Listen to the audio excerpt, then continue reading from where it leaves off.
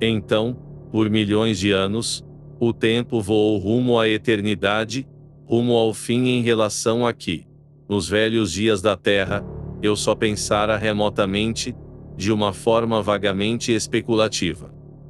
Mas então ele se aproximava de uma forma que eu nem sequer sonhara. Eu me lembro que, por volta dessa época, eu começara a ter uma vívida, ainda que mórbida, curiosidade para ver o que aconteceria quando o fim sobreviesse, mas eu parecia estranhamente desprovido de imaginação.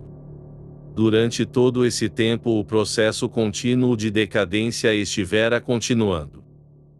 Os poucos cacos de vidro restantes haviam desaparecido muito antes e de vez em quando um baque amortecido e uma pequena nuvem de poeira que se erguia me contavam da queda de outro fragmento de argamassa ou outra pedra de cantaria. Eu olhei para cima de novo, para a camada chamejante que tremulava no céu sobre mim, na direção do distante céu setentrional. Enquanto olhava, sobreveio-me a impressão de 171 que ela perdera um pouco de seu brilho inicial, de que estava mais fosca e tinha um tom mais escuro. Olhei para baixo mais uma vez, para a nebulosa paisagem branca. Às vezes meu olhar retornava ao pedaço flamejante de luz mortiça que era, e escondia, o sol. Outras vezes eu olhava para trás de mim, para a crescente penumbra do grande e silencioso cômodo, com seu tapete de poeira sonolenta das eras. Assim eu vigiei através das eras fugidias, perdido em pensamentos e maravilhas que cansavam a alma e admirado, mas possuído por uma nova exaustão. 172 Sim a Pin e Tim o Hélio Shui. A redução da rotação. Talvez tenha sido só 1 milhão de anos depois que eu percebi sem sombra de dúvida que a toalha chamejante que iluminava o mundo estava mesmo escurecendo. Outro imenso intervalo se passou e a enorme chama tinha decaído para uma cor de cobre intenso.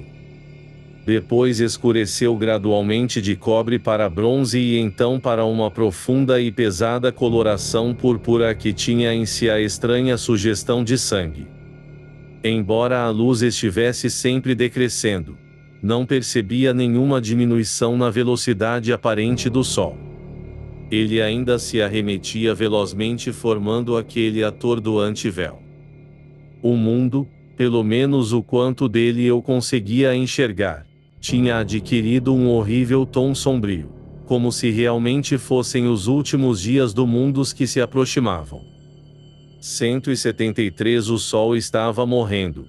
Disso não poderia restar nenhuma dúvida, mas a Terra ainda girava, através do espaço e das eras. Naquele momento, eu me lembro, uma extraordinária sensação de pavor me atingiu. Achei-me então com meus pensamentos vagando em meio a um caos de fragmentárias teorias, modernas e antigas e também as bíblicas, sobre o fim do mundo. Então, pela primeira vez, veio-me à mente a noção de que o Sol, com seu sistema de planetas, estaria, e tinha sempre estado, viajando através do espaço a uma velocidade incrível. Abruptamente, surgiu a questão: para onde? Por um tempo enorme eu pensei no assunto, mas finalmente, com a compreensão da futilidade de meu embaraço, deixei meus pensamentos vagarem para outras coisas. Comecei a me perguntar, por exemplo, quanto tempo a casa duraria de pé. Também me perguntei se eu estaria destinado a permanecer na Terra, incorpóreo, através da era de escuridão que eu sabia aproximar-se. De tais pensamentos eu passei novamente a especular sobre a possível direção da viagem do Sol pelo espaço, e então um outro grande intervalo de tempo passou. Com a passagem gradual do tempo eu comecei a sentir a friagem de um forte inverno. Lembrei-me então que, se o Sol estava morrendo, o frio deveria estar mesmo. 174 Extraordinariamente intenso. Lentamente, À medida em que as épocas fluíam rumo à eternidade, a Terra emergia em uma luminosidade cada vez mais pesada e vermelha. A chama fosca no firmamento assumia um tom cada vez mais escuro, sombrio e turvo. Por fim, percebi que tinha havido uma mudança. A flamejante cortina de fogo que se estendera oscilante pelo céu, chegando até o céu meridional, começou a desvanecer e encolher, tal como as vibrações de uma corda de harpa. Até que eu vi mais uma vez o sol atravessar o céu como uma correnteza de luz que se agitava, adoidadamente, para o norte e para o sul. Aos poucos a semelhança com um lençol de fogo desapareceu e eu pude ver, claramente, a batida lenta da rota do sol.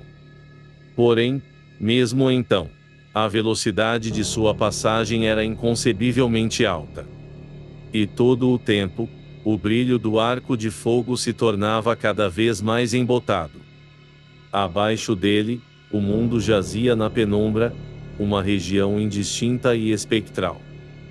Acima, o rio de chamas oscilava mais lentamente, cada vez mais lentamente, até que, por fim, passou a mover traços norte-sul em ciclos amplos e lentos, que duravam alguns segundos. Um longo tempo passou, e então os movimentos do grande cinturão passaram a durar quase um minuto, até que, depois 175 de mais outro grande intervalo, deixei de distinguir um movimento visível. E o leito de fogo através do céu corria como um rio manso de chamas foscas cercado por um céu de aparência morta.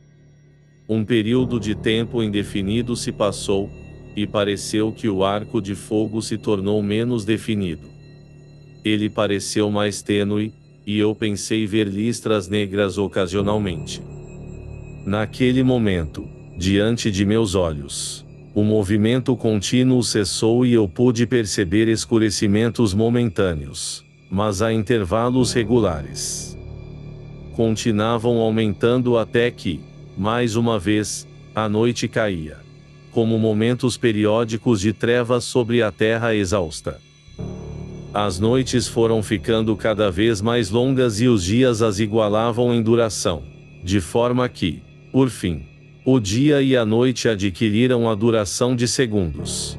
E o sol se mostrou mais uma vez, como uma bola vermelho-cobre quase invisível, envolta em uma espécie de neblina luminosa. Correspondendo às linhas escuras que se mostravam, às vezes, em sua luz, apareciam ocasionalmente, de forma bem distinta em sua própria face, grandes faixas escuras. 176 anos e anos se tornaram passado, e os dias e noites se alargaram até a duração de minutos. O sol já não tinha mais nenhuma cauda aparente, nascendo e se pondo como um tremendo globo de coloração bronzeada, em parte circulado por faixas vermelho-sangue, em outras partes cheio de manchas escuras, como já disse. Tais círculos, tanto os vermelhos quanto os negros, eram de largura variável. Por um momento eu não consegui compreender sua presença. Então me ocorreu que seria bem pouco provável que o Sol esfriasse uniformemente em sua superfície, e que todas aquelas marcas seriam devidas, provavelmente, a diferenças de temperatura entre as várias regiões. O vermelho representando as partes ainda relativamente quentes e o negro, aquelas porções já comparativamente frias. Ocorreu-me ser algo peculiar que o Sol esfriasse em faixas tão regulares. Até que me lembrei que elas seriam, provavelmente, trechos isolados que assumiam uma aparência de listras devido à grande velocidade de rotação do astro. O Sol, por sua vez, estava muito maior do que o que eu conhecera nos velhos dias. E disso eu concluí que ele deveria estar consideravelmente mais próximo. 8. 177 Durante as noites, a lua ainda aparecia nova mas pequena e remota, e a luz que refletia era tão fraca e fosca que ela parecia ser pouco mais que um fantasma da velha lua, a que eu conhecera. Gradualmente os dias e noites se alongaram, até que igualaram a duração mais ou menos equivalente à de 1 hora dos antigos dias. Com o sol nascendo e se pondo como um grande disco de bronze avermelhado, rajado de faixas de negro profundo. Mais ou menos então eu me achei capaz de, novamente, ver os jardins com clareza. Pois o mundo tinha então se tornado muito lento, imóvel e imutável. Porém, não é certo que eu diga jardins, pois não havia mais jardins, ou qualquer coisa que eu entendesse ou reconhecesse. No lugar deles eu via apenas uma vasta planície, que se estendia pela distância. Um pouco à minha esquerda havia uma cadeia de colinas baixas. Por toda parte havia a cobertura uniforme da neve, que em alguns lugares formava outeiros e ravinas. Foi somente então que eu percebi o quanto a nevasca tinha sido grande. Em alguns lugares a neve se aprofundava imensamente, como testemunhava uma grande monte ondulante à minha direita. Embora não fosse impossível que esta aparência se devesse em parte a algum soerguimento da superfície do mundo. 178 Estranhamente, contudo, a cadeia de colinas à minha esquerda já mencionada não estava totalmente coberta pela neve universal. Em vez disso, apareciam em vários pontos as suas encostas descarnadas e escuras. E por toda parte reinava sempre um inacreditável silêncio de morte e desolação. A quietude imóvel e horrível de um mundo moribundo. Todo esse tempo os dias e noites tinham ficado perceptivelmente mais longos. Cada dia já ocupava, talvez, 2 horas entre a aurora e o ocaso. À noite, eu me surpreendi com a descoberta de que havia pouquíssimas estrelas no céu, e estas eram pequenas, embora dotadas de um brilho extraordinário, que eu atribuía à escuridão absoluta, mas transparente e peculiar, daquelas noites. Na direção do norte eu discernia uma espécie de nebulosidade indefinida, não muito diferente, em aparência, de uma porção qualquer da Via Láctea. Poderia ser um aglomerado de estrelas extremamente remoto, ou o pensamento me sobreveio de repente, talvez o universo sideral que eu conhecera, então deixado para trás para sempre. Uma nuvem apagada de estrelas, perdidas nas profundezas do espaço. 179 Os dias e noites ainda aumentavam de duração, sempre lentamente. O sol cada vez se erguia mais apagado do que se pusera. E as faixas escuras aumentavam de largura. Nesse momento aconteceu algo novo. O sol, a terra e o céu subitamente ficaram obscurecidos e pareceram invisíveis por um breve instante. Eu tive a sensação, pois pouco podia enxergar, de que a terra estava passando por uma grande nevasca. Então, em um instante, o véu que ocultara a tudo se dissipou e eu olhei novamente para fora. Uma visão maravilhosa me encontrou. A depressão na qual esta casa e seus jardins se localizam estava cheio até a borda com a neve. 10 Ela chegava até o parapeito da minha janela. Por toda parte ela se estendia, uma grande extensão branca, que recebia e refletia melancolicamente os raios sombrios do moribundo sol acobreado. O mundo se tornara uma planície sem sombras, de horizonte a horizonte. 11. Olhei então para o sol. Ele brilhava com uma clareza extraordinária, mas mortiça. Eu o via então como alguém que até então só o vira através de um meio parcialmente ofuscante. Ao redor dele o céu se tornara totalmente negro, de um negrume total, profundo, claro e assustador pela sua proximidade, pela sua extensão incomensurável, e por sua 180 Completa hostilidade. Por um tempo muito longo eu olhei para ele, maravilhado, abalado e cheio de medo. Ele estava muito próximo. Se eu fosse uma criança, eu teria expressado minha sensação de angústia dizendo que o céu tinha perdido seu teto. Depois, então, eu olhei em torno de mim, pelo cômodo. Por toda parte ele estava coberto de uma mortalha fina de branco onipresente. Eu só conseguia enxergar com muita dificuldade. Tão sombria era a luz que iluminava o mundo. Aquela brancura parecia agarrar-se às paredes arruinadas e à poeira espessa e macia dos milênios, que recobrira o chão até a altura dos joelhos. Não estava mais visível. A nevasca provavelmente soprara pelas janelas e gretas. Porém, em lugar algum ela se acumulara, mas se depositara por todo o velho cômodo de uma forma suave e igual. De qualquer forma, não tinha ventado nos últimos milênios. Mas havia neve, como disse. 12. E a terra estava silenciosa. E havia um frio como nenhum homem jamais viveu para conhecer. A terra era então iluminada, de dia, por uma luz muito lúgubre, além de meu poder de descrição. Era como se eu enxergasse uma grande planície através de um mar tingido em tons de bronze. 181 Era evidente que o movimento de rotação da Terra estava cessando, regularmente. 13. Então o fim veio, de uma vez. A noite tinha sido a mais longa de todas, e quando o sol moribundo nasceu, finalmente, à borda do mundo, eu tinha ficado tão cansado da escuridão que o saudei como a um amigo. Ele se ergueu firmemente até mais ou menos uns 20 graus acima do horizonte.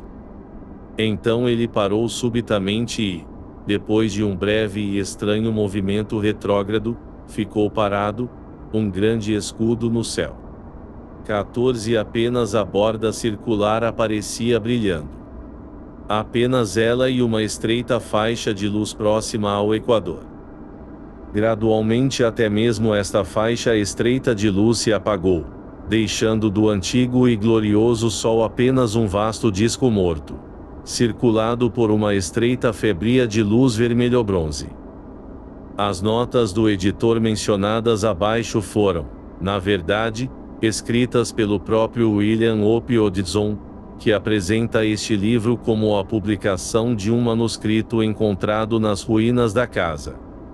182 Sinhapim e Tinho Hélio Xi. A Estrela Verde.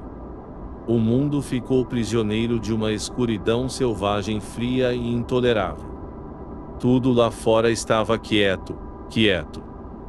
Por trás de mim, no cômodo escuro, ecoava ocasionalmente a pancada surda 15 da queda de matéria, fragmentos da pedra que apodrecia. Então o tempo passou, a noite se apoderou do mundo, embrulhando-o em lençóis de negrume impenetrável. Não havia mais céu noturno como o conhecemos. Mesmo as poucas estrelas extraviadas tinham desaparecido, definitivamente. Eu poderia estar em um quarto fechado, sem luz alguma, por tudo que podia ver. Contra a impalpável paisagem das trevas apenas ardia em aquele vasto fio circular de fogo dolente. Além dele não havia nenhum raio de luz em toda a vastidão da noite que me cercava, a não ser, no distante norte, aquela névoa luminescente que ainda brilhava. Silenciosamente os anos se passaram. Quanto tempo se passou eu nunca saberei. Pareceu-me então, naquela espera, que eternidades vieram e passaram, discretamente, e eu ainda continuei observando. Eu só podia ver o brilho da superfície do 183 Sol, às vezes, porque ele então começara a falhar, acendendo um pouco e depois desaparecendo. Subitamente, durante um desses períodos de vida, Uma chama súbita apareceu na noite, uma claridade rápida que iluminou brevemente a terra morta, permitindo-me um vislumbre de sua plana solidão. A luz pareceu vir do sol surgindo de algum lugar próximo ao seu centro, diagonalmente. Por um momento eu contemplei assustado. Então a chama saltitante afundou nas trevas e a escuridão caiu de novo sobre o mundo. Mas não. Era mais tão escuro, e o sol estava cingido de uma linha fina de luz branca e vívida. Eu a contemplei atentamente. Teria um vulcão aparecido no sol? 16 Porém, eu logo abandonei esse pensamento, tão rápido quanto se formara. Eu notei que a luz tinha sido branca demais, e forte demais, para ter tal causa.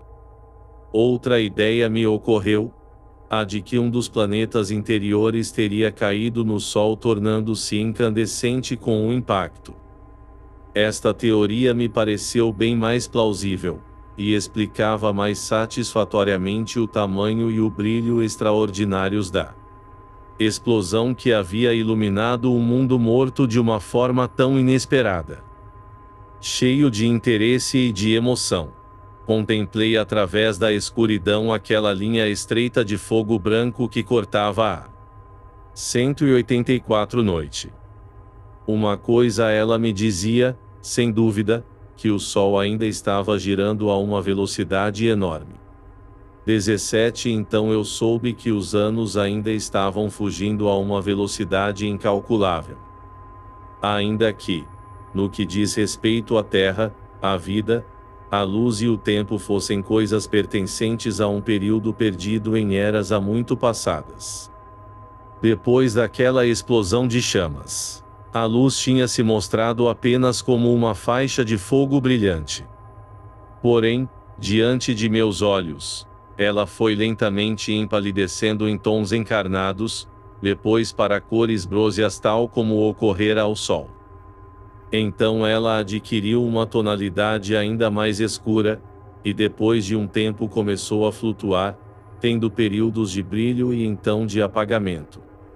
Assim, depois de um longo tempo, ela desapareceu. Muito antes disso, porém, a circunferência do Sol tinha se apagado em escuridão total. E então, naquele tempo sumamente futuro, o mundo, escuro e intensamente silencioso, seguia em sua tétrica órbita em torno da massa pesada do Sol morto. Meus pensamentos, durante aquele período, mal podem ser descritos. No começo eles tinham sido caóticos e sem coerência. Mas depois, com o passar das eras, minha alma 185 pareceu embeber-se da própria essência da solidão e do pavor opressivos que afetavam a terra. Esta impressão me veio uma maravilhosa clareza de pensamento e eu compreendi, para meu desespero, que o mundo poderia vagar para sempre através daquela noite imensa. Por um momento esta ideia doentia me preencheu, com uma sensação de desolação total, tanta que eu poderia ter chorado como uma criança. Com o tempo, porém, este pensamento se tornou menos forte e uma esperança sem motivo me possuiu. Pacientemente eu esperava. De tempos em tempos o ruído de pedaços caindo, por trás de mim, chegava discretamente aos meus ouvidos. Uma vez eu ouvi um barulho alto e me virei, instintivamente, para olhar, esquecendo-me por um momento da impenetrável luz em que cada detalhe estaria submerso. Pouco depois meu olhar buscou o céu, dirigindo-se, inconscientemente, para o norte. Sim, o brilho nebuloso ainda aparecia. De fato eu quase imaginava que ele parecia algo mais definido. Por um longo tempo eu mantive meu olhar fixo nele, sentindo em minha alma solitária que aquela bruma suave era, de algum modo, um laço com o passado. São curiosas as ninharias de que podemos extrair. 186 Conforto. Mesmo assim, se eu tivesse sabido, mas disso vou falar no momento apropriado. Por um longo tempo eu vigiei sem experimentar nada que fosse parecido a uma vontade de dormir, que me teria ocorrido nos velhos dias da terra. Como eu a teria recebido bem, mesmo que somente para passar o tempo, distraindo-me dos meus pensamentos e perplexidades. Diversas vezes o som incômodo de algum grande pedaço de cantaria caindo perturbou as minhas meditações, e uma vez me pareceu ter ouvido sussurros no cômodo atrás de mim. Porém teria sido inútil tentar ver qualquer coisa. Tal negrume como o que havia mal pode ser concebido. Era palpável e horrivelmente brutal aos sentidos, como se algo morto se apertasse contra mim, algo macio e frio como o gelo. Diante de tudo isso, cresceu em mim um grande e irresistível incômodo com a tensão, que me deixou a ponto de recair em uma sonolência desagradável. Senti que devia lutar contra isso e então, esperando distrair meus pensamentos, eu me virei para a janela e olhei para o rumo norte, em busca da brancura nebulosa que eu ainda acreditava ser a distante e pálida luminescência do universo que havíamos abandonado. Logo ao erguer meus olhos eu fui surpreendido por uma sensação 187 maravilhosa, pois aquela luz tênue havia se consolidado em uma única e grande estrela, de brilho verde vivo. Enquanto a encarava, atônito, passou-me pela mente que a Terra deveria estar vagando na direção da estrela, não para longe dela, como imaginara. Depois, que não deveria ser o universo que Terra deixara, mas possivelmente uma estrela exterior, pertencente a algum dos vastos aglomerados globulares escondidos nas profundezas enormes do espaço. Com uma sensação mesclada de espanto e curiosidade eu a observei, perguntando-me que novidade me seria revelada. Por um momento pensamentos vagos e especulações me ocuparam, e enquanto isso o meu olhar residiu insaciavelmente naquele único ponto de luz isolado naquela escuridão de poço. A esperança crescia dentro de mim, expulsando a opressão do desespero que parecera sufocar-me. Para onde quer que a Terra estivesse viajando seria, afinal, mais uma vez em direção aos domínios da luz. Luz. É preciso passar uma eternidade envolto na noite silenciosa para entender o horror completo que é estar sem ela. Lenta, mas decididamente, a estrela cresceu às minhas vistas até que, por fim, brilhava tanto quanto o planeta 188 Júpiter dos velhos dias da Terra. Com o aumento do tamanho, a sua luz ficou ainda mais impressionante, lembrando-me uma imensa esmeralda, cintilando em raios de fogo pelo mundo.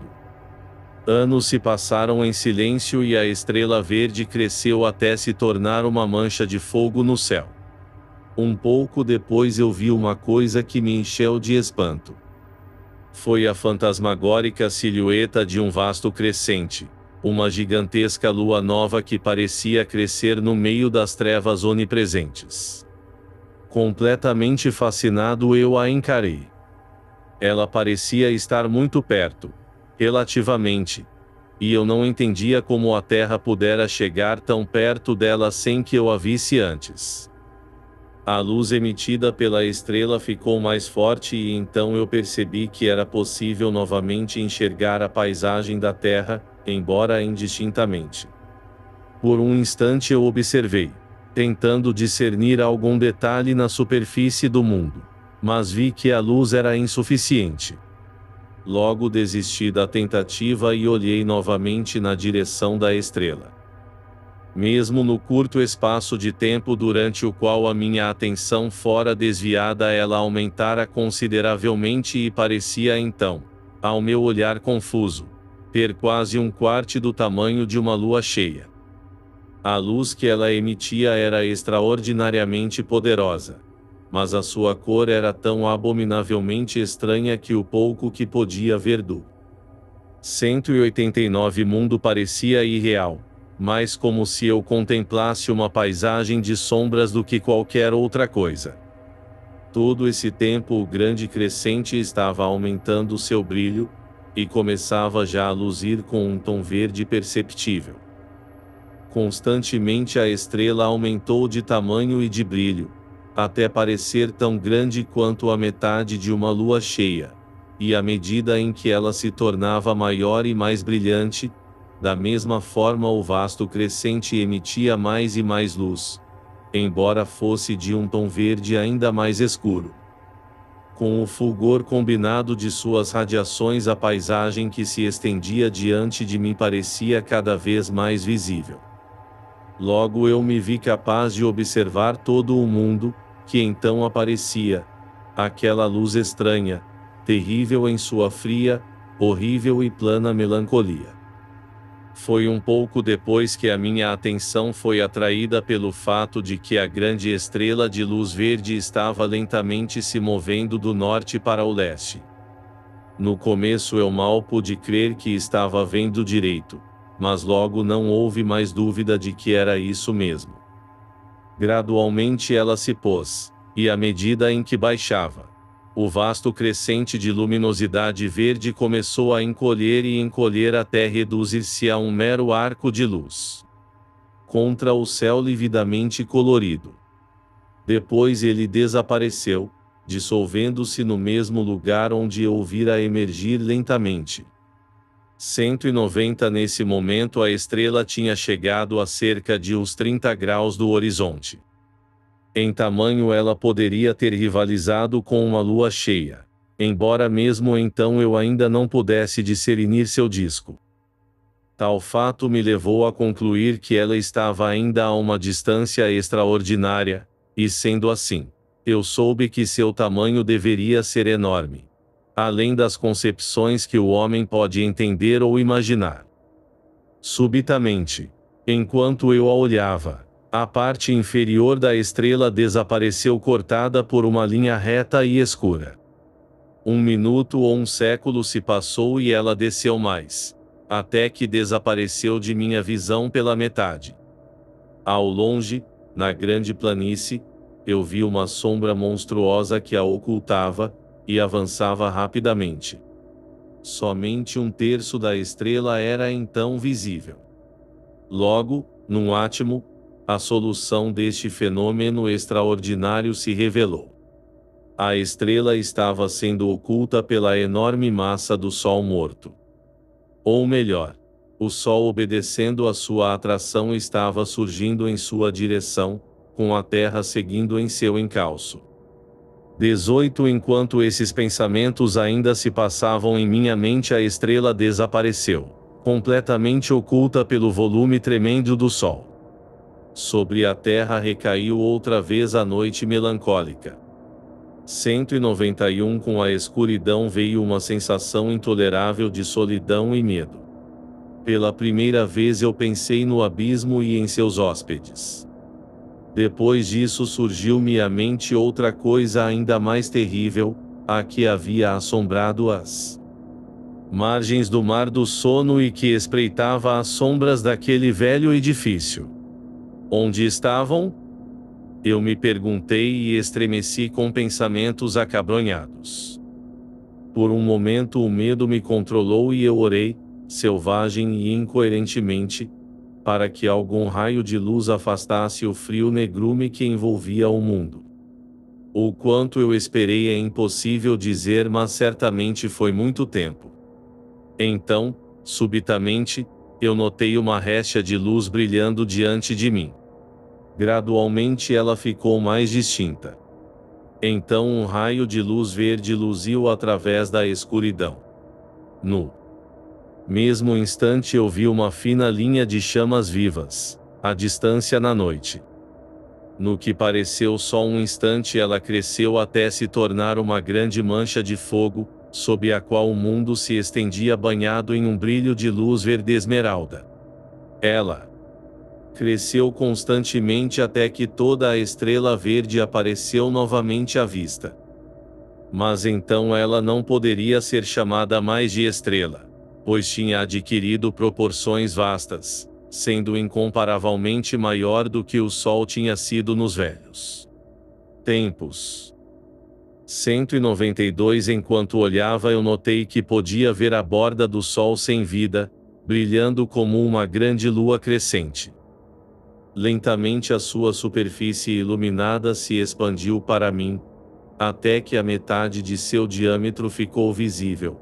Então a estrela começou a se pôr à minha direita. O tempo passou e a Terra continuou a se mover, atravessando lentamente a face tremenda do Sol. Morto. 19. Gradualmente, enquanto a Terra avançava, a estrela se inclinou mais para a direita, até finalmente brilhar por trás da casa, enviando uma inundação de raios interrompidos pelas paredes esqueléticas. Olhando para cima, eu vi que muito do teto tinha caído, o que me permitiu ver que os andares superiores estavam ainda mais arruinados. O telhado, evidentemente, tinha desaparecido por inteiro e eu podia ver o resplendor verde da luz da estrela chegando até mim, obliquamente. 193 Sim, a PIN e TIM o Hélio-X. O fim do sistema solar. Desde o arcobotante 20, onde estiveram as janelas através das quais eu contemplara aquela primeira aurora fatal, eu podia ver que o Sol estava incomensuravelmente maior do que era quando a estrela iluminara o mundo pela primeira vez. Estava tão grande que o seu limite inferior parecia quase tocar o horizonte distante. Enquanto eu olhava, eu imaginava até que ele se aproximava. A radiância verde que iluminava a Terra congelada crescia constantemente em brilho. Desta forma as coisas permaneceriam por um longo tempo. Então, de repente, eu vi que o Sol estava mudando de forma, e ficando menor, tal como a Lua o fazia nos tempos passados. Em um instante apenas um terço de sua parte iluminada estava voltada para a Terra. A estrela perfurava o céu à esquerda. Gradualmente, à medida em que o mundo se movia, a estrela brilhou sobre o frontão da casa, mais uma vez, enquanto o Sol se mostrava apenas como um grande arco de fogo verde. No que pareceu apenas um instante, o Sol sumiu. A estrela ainda estava completamente visível. Então a Terra entrou na sombra. 194 Preta do Sol, e tudo voltou a ser noite, uma noite negra, sem estrelas e intolerável. Tomado por pensamentos tumultuosos, observei através da noite, esperando. Anos, talvez, e então, na casa escura por detrás de mim, o silêncio coagulado do mundo se rompeu. Pareceu-me ouvir um pisar suave de muitos pés e o débil som de sussurros inarticulados cresceu em meus sentidos. Eu olhei em torno através da escuridão e vi uma multidão de olhos. Enquanto eu os olhava, eles cresceram e pareceram aproximar-se de mim. Por um instante eu permaneci parado, incapaz de mover-me. Então um horrível ruído suíno 21 ergueu-se na noite e eu, com isso, saltei pela janela, para dentro do mundo congelado. Tenho a confusa lembrança de ter corrido um pouco e, depois disso, de ter apenas esperado. Várias vezes ouvi berros, mas sempre parecendo à distância. Exceto por tais sons, eu não tinha ideia da direção onde se localizava a casa. O tempo avançava. E eu tinha consciência de pouca coisa, a não ser de uma sensação de frio, desespero e medo. Uma eternidade depois, pelo que me pareceu, surgiu um ligeiro calor, que antecipou a luz que se aproximava. Então, como uma réstia de glória extraterrena, o primeiro raio da estrela verde feriu a borda do Sol escuro e iluminou o mundo. Ele recaiu sobre uma grande estrutura arruinada, a uns 195 metros de distância. Era a casa. Contemplando-a, pude ver algo assustador. Sobre suas paredes esgueirava-se uma legião de coisas profanas, quase recobrindo o velho edifício, das torres instáveis às fundações. Eu as pude ver claramente, eram as coisas suínas. O mundo se movia na direção da luz da estrela e eu percebia então que ela parecia abranger quase um quarto do firmamento. A glória de sua luz lívida era tão tremenda que ela parecia encher o céu de labaredas tremulantes. Então eu vi o sol.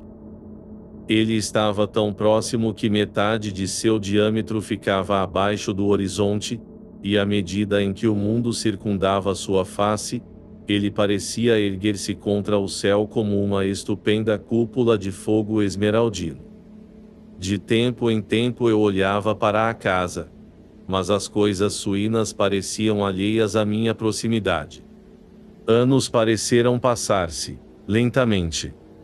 A Terra tinha praticamente chegado ao centro do disco solar. A luz do sol verde, como ele já merecia ser chamado, brilhava através dos interstícios que cravejavam as paredes castigadas da velha casa, dando-lhe a aparência de estar envolta em chamas verdes. As coisas suínas ainda se esgueiravam pelas paredes. 196 Subitamente, ergueu-se de lá um troar de vozes suínas, e do centro da casa, já sem teto, subiu uma vasta coluna de chamas encarnadas. Eu vi as pequenas e tortas torres e vigias brilhar no fogo, embora ainda preservassem sua curvatura torta. Os raios do sol verde atingiam a casa e se misturavam com essa luz lúgubre, dando lugar a uma fornalha fulgurante de fogo verde e vermelho. Fascinado eu observei, até ser subjugado por uma sensação de perigo iminente que me chamou a atenção. Olhei para cima e logo pude perceber que o sol estava mais perto, tão perto, na verdade, que parecia pairar sobre todo o mundo. Então não sei como eu fui puxado para cima até alturas estranhas, flutuando como uma bolha através daquela fulguração horrível. Abaixo de mim eu vi a terra, com a casa em chamas sendo tomada por uma montanha de chamas cada vez maior.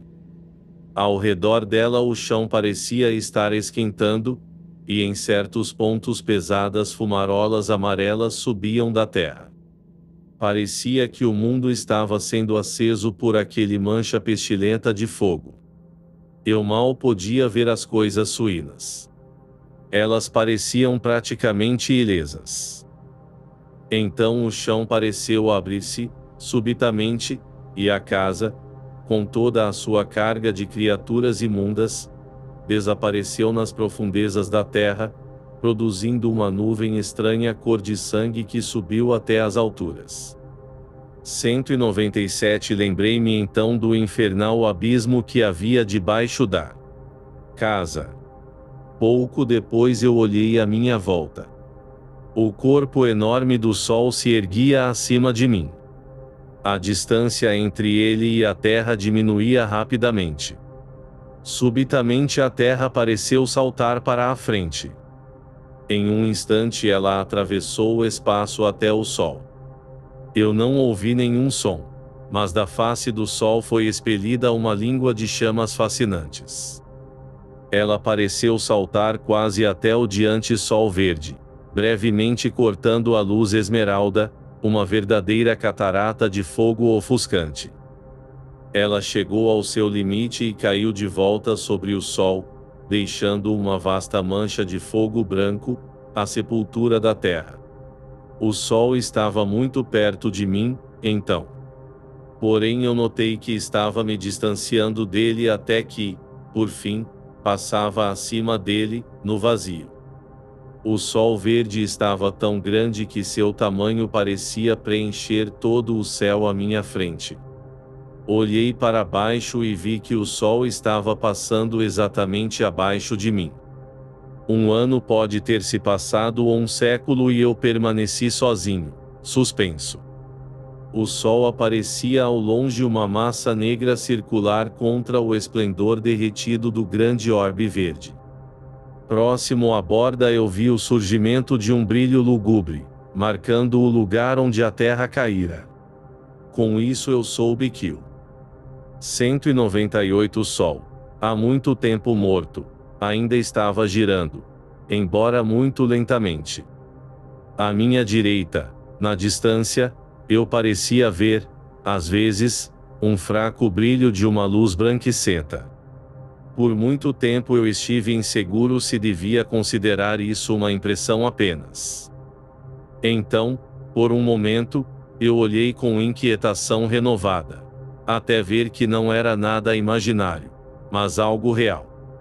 Tornou-se mais brilhante e então deslizou detrás do verde um pálido globo do branco mais suave.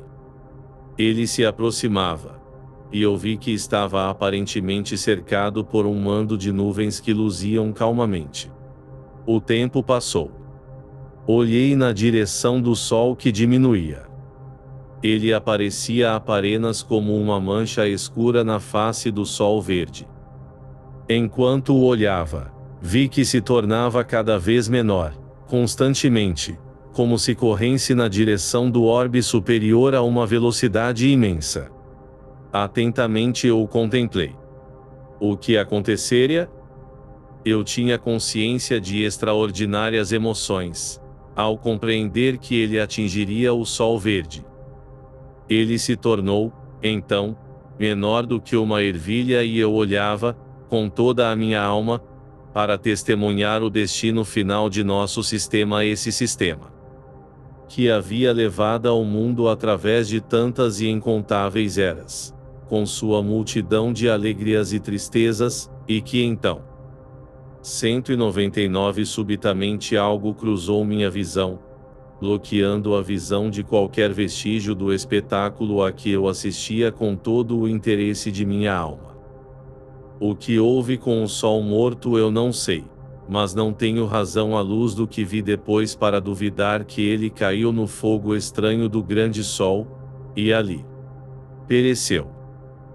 Então, subitamente, uma pergunta extraordinária surgiu em minha mente: se não seria aquele estupendo globo de fogo verde o vasto Sol Central 22 o grande Sol em torno do qual o nosso universo e incontáveis outros revolvem? Sente-me confuso. Pensei no provável fim do Sol morto, e uma outra sugestão me veio: tolamente, farão as estrelas do Sol verde a sua sepultura? Esta ideia não me pareceu nada grotesca, mas como algo não somente possível como provável. 200 Sim a Pin e Tim o Hélio XX. Os globos celestes. Por um momento minha mente foi preenchida por muitos pensamentos, de forma que eu fui incapaz de fazer qualquer coisa a não ser contemplar às cegas o que havia diante de mim. Eu parecia submerso em um mar de dúvidas e espanto e lembranças tristes. Foi só mais tarde que deixei a minha estupefação. Olhei em torno, ainda confuso. Então tive uma visão tão extraordinária que, por um instante, mal pude crer que não estava mais perdido nas visões tumultuadas de meus pensamentos. Do verde reinante havia surgido um rio ilimitado de globos que cintilavam suavemente, cada um deles envolto em um velo maravilhoso de nuvens puras. Eles se estendiam, tanto acima quanto abaixo de mim, até uma distância desconhecida, e não apenas ocultavam o brilho do sol verde como forneciam, em seu lugar, uma luminosidade terna que se difundia em torno de mim, tal como nunca vira, antes ou vi depois. Logo em seguida notei que havia em torno de tais esferas uma espécie de transparência, quase como se elas fossem formadas 201 de cristais, dentro dos quais brilhava uma radiação sutil e contida. Elas se moviam através de mim continuamente, flutuando adiante a uma velocidade não muito grande, como se tivessem toda a eternidade diante de si. Por um longo tempo eu contemplei e não pude perceber um fim para elas. Às vezes eu parecia distinguir faces em meio à nebulosidade, mas estranhamente indistintas, como se fossem parcialmente reais e parcialmente formadas da névoa através da qual se mostravam. Por um longo tempo eu esperei passivamente, com uma sensação de contentamento crescente. Eu não tinha mais aquela impressão de inexprimível solidão. Em vez disso eu me sentia como se estivesse menos só do que estivera por vários kalpas 23 de anos. Esta sensação de contentamento aumentou tanto que eu teria ficado satisfeito de flutuar em companhia daqueles glóbulos celestiais para sempre. Eras se passaram, e eu passei a ver as faces sombrias com frequência crescente, e também com mais definição. Se isso se devia à minha alma ter ficado mais em sintonia com seu ambiente, isso eu não posso dizer, mas provavelmente foi por isso. Mas, sendo assim ou não, naquele momento eu só tive a certeza do fato de que eu estava me tornando constantemente mais consciente de um novo mistério ao meu redor, que mim.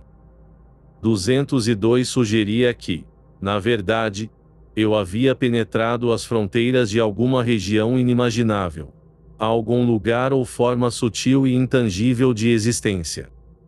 A enorme torrente de esferas luminosas continuava passando por mim a uma frequência invariável, incontáveis milhões, e ainda continuava, sem mostrar sinais de estar por terminar, ou mesmo diminuir. Então, quando estava sendo silenciosamente levado pelo éter inefável, senti uma atração súbita e irresistível na direção de um dos globos que passavam. Num instante eu me vi ao lado dele. Então eu deslizei para dentro, sem experimentar a menor resistência, ou qualquer discrição.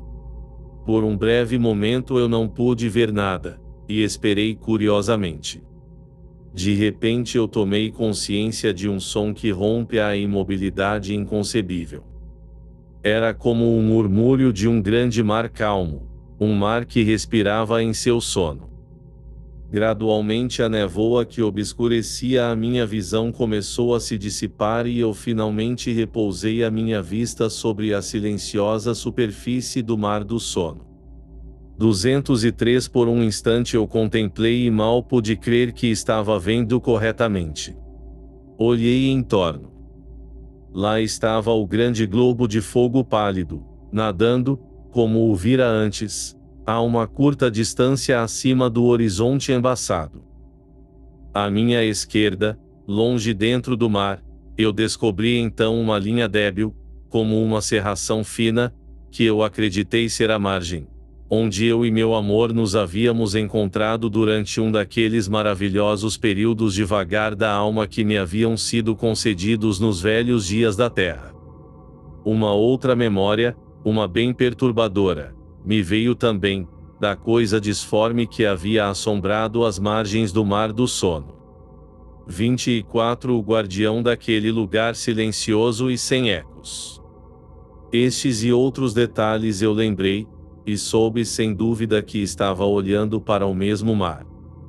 Com a certeza, fui preenchido por uma sensação de total surpresa, alegria e tensa expectativa, imaginando que talvez estivesse por ver o meu amor outra vez. Atentamente olhei em volta, mas não pude ver sinal dela. Por isso eu me senti momentaneamente sem esperanças. Ferventemente orei e procurei ansiosamente por ela, como o mar estava inerte.